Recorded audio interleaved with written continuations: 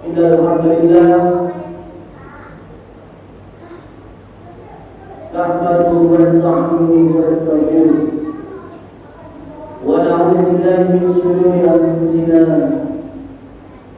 wa min sayyi'ati a'malina. May yahdihillahu fala mudilla lahu wa may yudlil fala hadiya lahu. وأشهد أن لا إله إلا الله وحده لا شريك له وأشهد أن محمدا عبده ورسوله. اللهم صل وسلم على سيدنا محمد وعلى آله وصحبه أجمعين. ويا عباد الله أوصيكم ونفسي بتقوى الله فقد فاز المتقون. وقال الله تعالى في كتابه الكريم: أعوذ بالله من الشيطان الرجيم. بسم الله الرحمن الرحيم.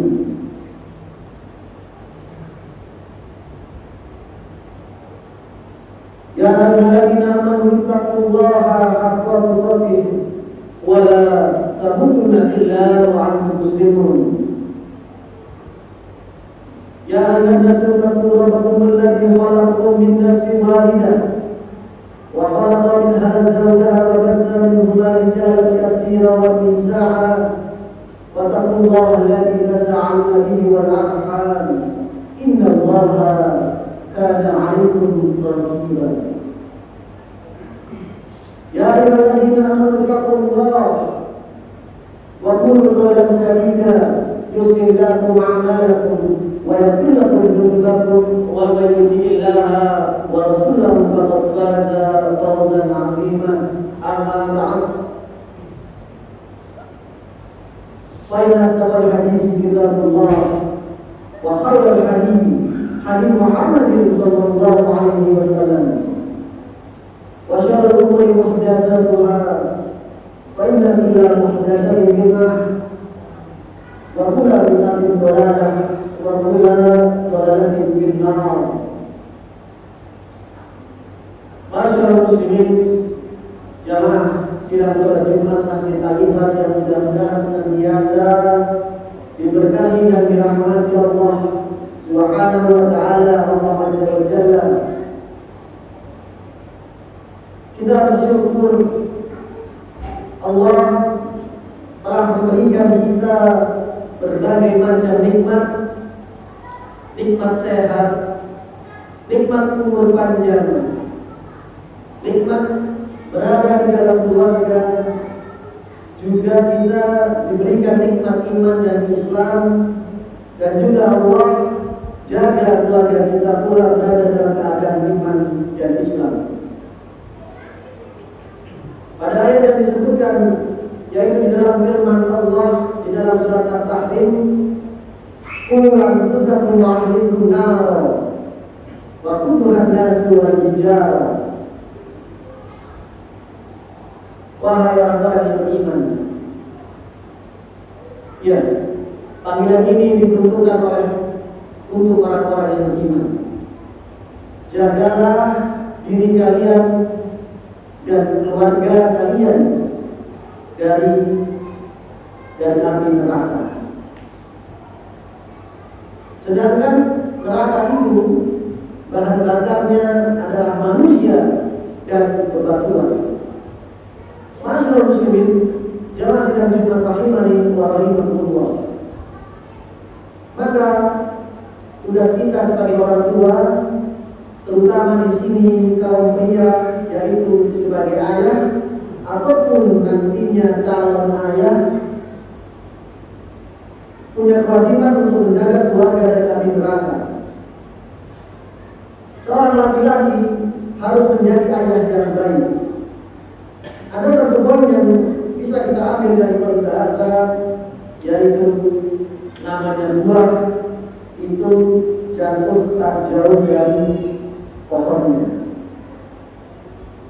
Artinya antara orang tua dan anak itu tidak beda jauh, mirip-mirip. Ada istilah dari ilmu psikolog, children sees, children do. Artinya adalah apa yang anak itu lihat, itulah yang dia lakukan, itulah yang dia kerjakan. Jadi kalau misalnya dia lihat bapaknya main HP terus, waktu habis sia-sia, bapaknya mungkin bapak milenial yang hobinya main game terus, anak itu nanti juga akan meniru. Seperti itu pula, tidak beda jauh. Buah jatuh tak jauh dari pohonnya. Sebaliknya, jika ayahnya itu sibuk dengan kebaikan, sibuk melakukan amal saleh, rajin belajar agama, rajin mengaji, hadir di majelis ilmu, maka anak-anak akan punya sifat yang sama juga. Sama-sama semangat. Karena tadi children sees, children do. Anak akan melihat dan melakukan apa yang dia lihat. Apa yang anak itu lihat yaitu yang dia bisa meniru. Dia tidak akan jauh-jauh meniru yang paling dekat, yaitu dari orang tuanya sendiri, dari bapaknya sendiri. Makanya ada seorang tabi'in yang mengatakan, yaitu Sa'id bin al-Musayyib, la zidana fi salati min adli raja'an an ufada fi. Kata Sa'id, aku memperbanyak sholatku dengan tujuan supaya Allah itu selalu menjagamu. Kenapa saya menambah sholatnya terus? Agar anaknya juga rajin sholat. Bisa begitu pula para ulama katakan, sabda Syekh Mustafa Al-Adai, maksud Sa'id adalah dia gunakan waktunya di dalam sholat, dia bisa gunakan untuk memperbanyak doa. Dan doa di dalam sholat adalah doa yang mustajab. Kalau kita mau simpulkan, sebenarnya sekolah yang terbaik itu bukan sekolah yang super mahal, bukan sekolah unggulan, bukan sekolah nomor wahid yang mungkin di internasional di Jakarta, di Samarinda dan seterusnya. Bukan. Sekolah yang terbaik untuk anak yaitu keluarganya sendiri. Ingat ini baik-baik. Sekolah terbaik untuk anak adalah keluarganya sendiri. Bukan dari pak gurunya, bukan juga dari lingkungannya. Yang paling utama itu sekolah dari keluarga. Coba aja perhatikan, anak yang terus lihat bapak ibunya ribut terus, tidak pernah akur, apa yang tertular? Anaknya juga ingin ribut terus kayak begini. Dia dapat pasangan adiknya sendiri, akhirnya dengan adiknya pun ribut. Bapak ibunya mungkin di rumah marah-marah terus, atau sering kata-katanya kasar, kata-katanya kotor. Kira-kira anak meniru tidak? Loh, anak ini kok ngomongnya kasar. Nah, coba aja perhatikan di rumah bapak ibunya seperti apa. Kok juga anak ini kok sering cuek pada lingkungan? Ya bisa jadi karena orang tuanya juga cuek. Dan sebaliknya, kalau orang tua itu misalnya bertakwa, rajin sholat, ini bapak-bapaknya ini rajin ke masjid, suka berinteraksi dengan Al-Quran, mau menghafalkan Al-Quran, semangat juga mengaji, thalabul ilmi, maka anak-anaknya juga tidak jauh dari itu. Beda kalau orang tuanya itu cuek kepada agama, sholat juga kadang ingat, juga kadang enggak. Yang artinya ya yang wajib itu ya Jumatan. Ya sudah, anak-anak itu juga tidak jauh-jauh dari orang tua yang seperti ini. Karena sekali lagi, panutan anak yang paling dekat ya orang tuanya, bukan pak gurunya. Panutan anak yang paling dekat itu orang tuanya dulu. Maka kita balik lagi pada istilah sekolah yang paling baik itu adalah keluarga sendiri. Ya, sekolah yang paling baik itu adalah keluarga sendiri. Bagaimana keluarga yang dibentuk? Biasanya kalau anak-anak yang rusak itu dari keluarga yang rusak juga. Sulit diatur, susah diatur, diomongin apa-apa itu susah sekali. Awalnya ya dari rumah dulu, nggak mungkin itu dari luar-luar, dari dalam rumah terlebih dahulu. Kalau bapaknya itu rajin, anaknya juga ikut. Maka yang paling mudah untuk sukses mendidik anak itu kembali pada orang tua yang memperbaiki diri. Bukan sekolah yang bagus. Taruhlah dia sekolah di sekolah internasional, biayanya sekian puluh juta,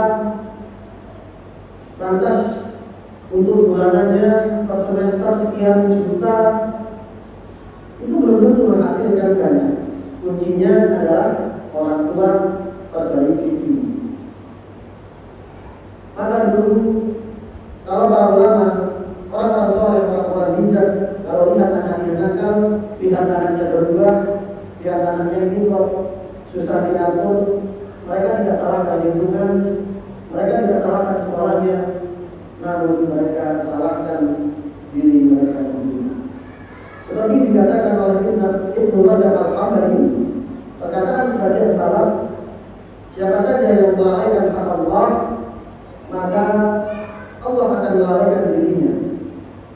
Maka nanti dia akan lihat sesuatu yang aneh, sesuatu gangguan pada keluarganya sendiri. Atas beliau mengatakan, inni la'asyallaha fa'aqifu dzalika fi kulli fi ghadni wal jabal. Sebagian salaf itu berkata, sungguh jika aku bermaksiat kepada Allah, maka kalau aku pulang ada yang aneh pada anak pembantuku, ada juga sampai hal ternakku, ini pengaruh kepada keluarga. Maka ketika ini ada yang aneh di dalam rumah, kok istri saya seperti ini, kok anak-anak saya seperti ini, maka mereka kembali mengoreksi diri mereka sendiri. Demikian sebagai khutbah yang pertama. Barakallahu li wa lakum fil Qur'anil azim. Aqulu qawli hadza wa astaghfirullah li wa lakum wa li jami'il mu'minina wal muslimat wal muslimina wal muslimat fa astaghfiruhu innahu huwal ghafurur rahim.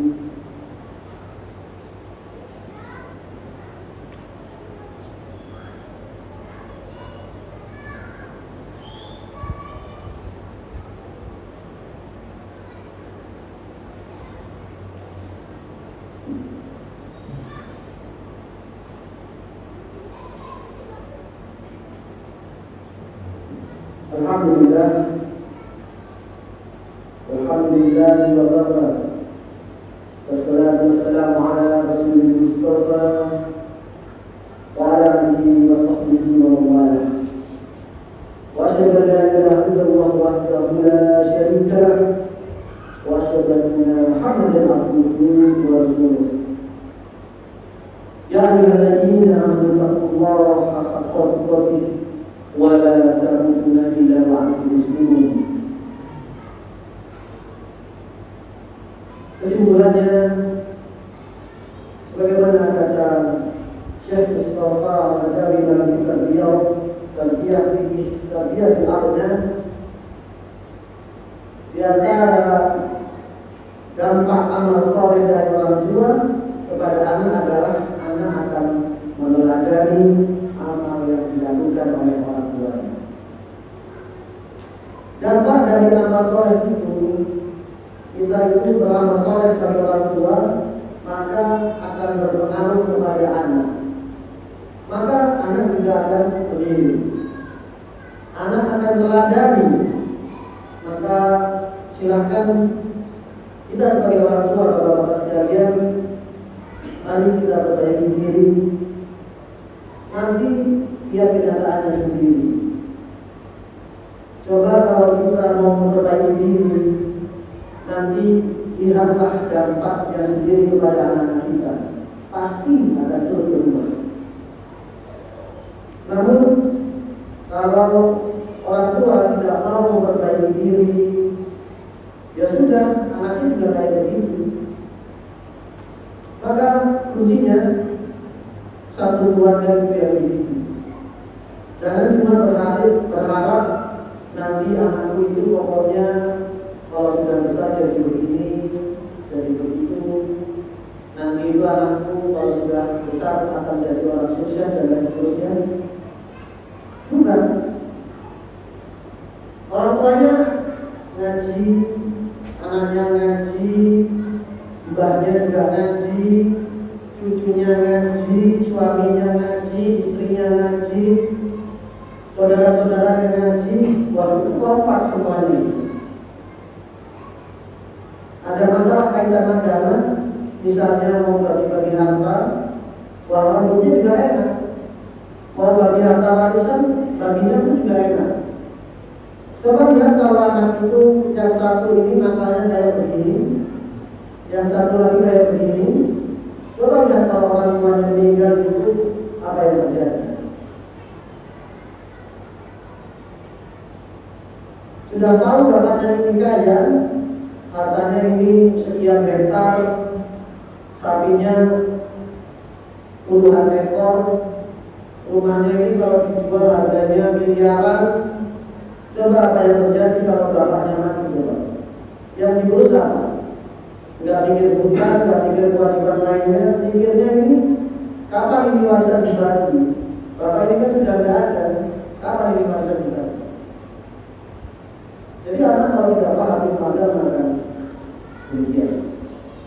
Seringkali ini terjadi kasus seperti ini di tengah-tengah masyarakat kita. Masalahnya cuma satu.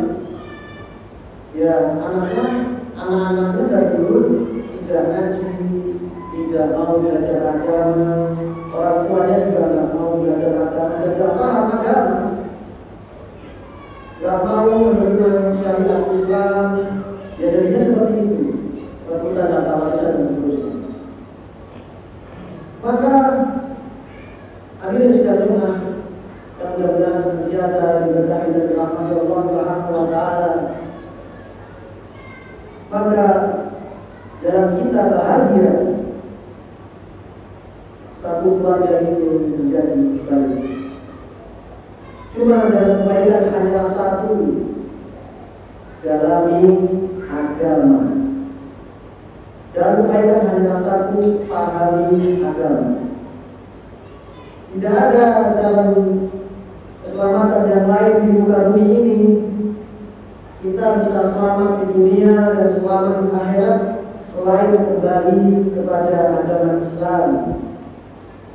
Itu baru kita selamat.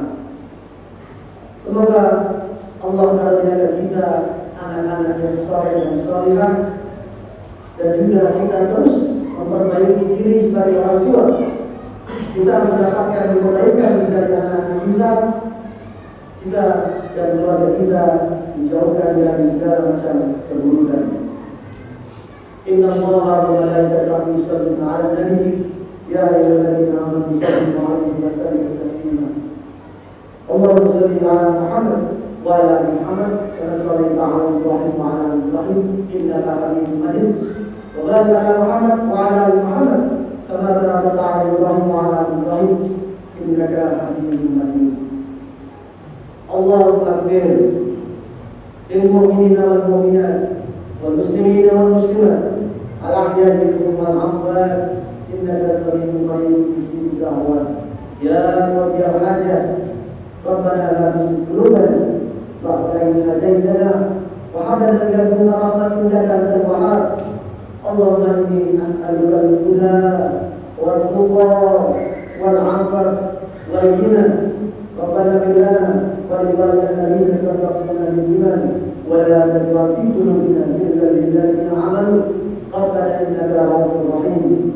ربنا تقبل منا إنك أنت السميع العليم وتب علينا إنك أنت التواب الرحيم.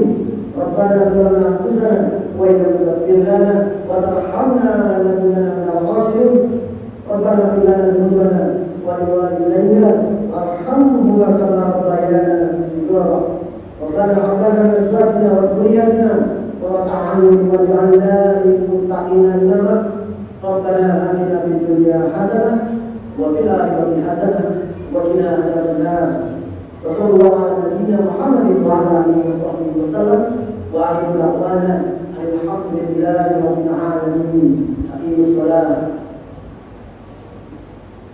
الله أكبر الله أكبر أشهد أن لا إله إلا الله